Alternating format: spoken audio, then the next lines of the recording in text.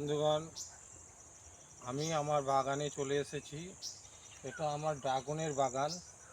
থাইল্যান্ডের red pink dragon নিয়ে আমি বাগান তৈরি করেছি।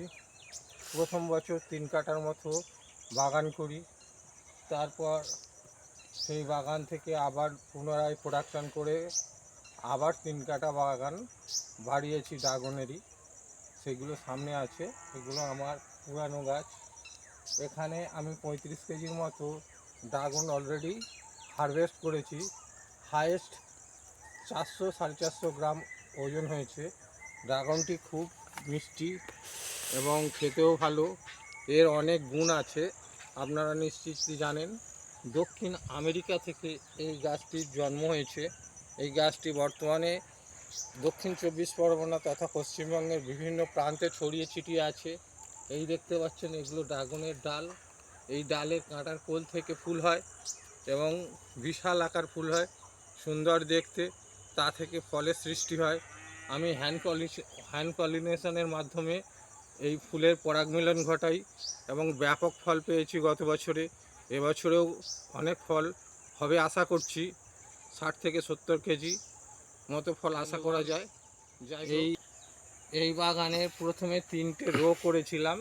3টে রোয়ে বিভিন্ন মানে ডাল এবং পোস্টারের সাহায্যে ভাড়া করা হয়েছে। দেখতে পাচ্ছেন মাচা আছে, এই মাচাতেই ফল বেশি হয় এবং আমি সেই ফল হারভেস্ট করি এবং বাজারজাত করি। এই ফলের অনেক গুণ আছে, আপনারা নিশ্চিত জানেন। হার্ট অ্যাটাক, সুগার, ক্যান্সার, বিভিন্ন ধরনের রোগ প্রতিষেধক ক্ষমতা আছে এবং প্রচুর পরিমাণে ফাইবার থাকায় এই ফলটি আমাদের শরীরের পক্ষে খুবই উপযোগী।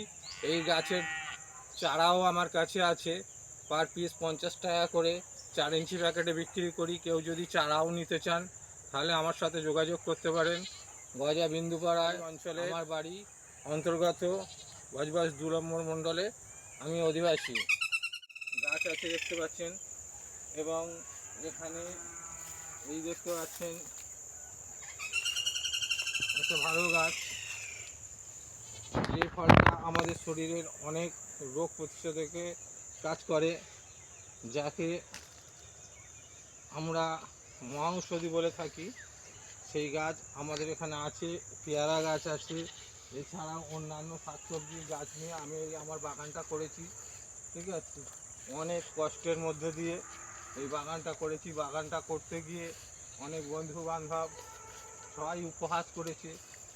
অনেকে বলেছে যে এই বাগান টাগান করে কোনো লাভ নেই, এতে কোনো ফল মানে হবে না, তার চেয়ে বরং অন্য বিজনেস করলে ভালো হয়। কিন্তু আমি প্রকৃতিকে বাঁচানোর জন্য এবং আমার মনের ইচ্ছাকে প্রকট করার জন্যই আমি এই বাগান তৈরি করি।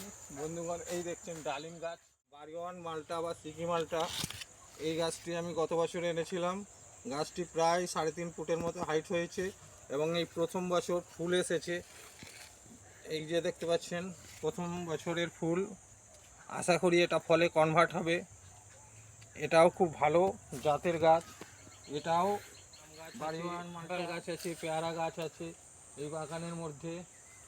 আমি এই বাগানের পরিচর্যা করে বেড়াই, সকাল থেকে সন্ধে পর্যন্ত এই বাগানের মধ্যেই থাকি। এটা আমার ছোট্ট কুঁড়ে ঘর।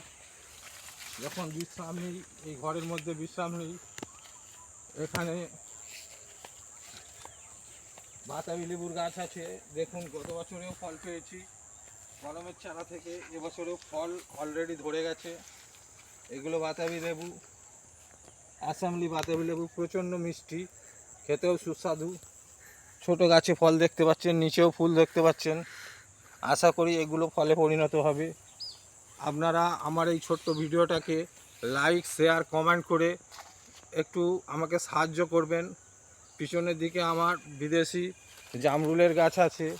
আমি মেনলি ফুড গার্ডেন হিসাবে এই বাগানটাকে তৈরি করতে চাই। আপনাদের আশীর্বাদ পেলে আমি এই বাগানটাকে আরও বড় করতে পারবো। এই বলে আজকের এই ভিডিওটা এখানেই শেষ করলাম।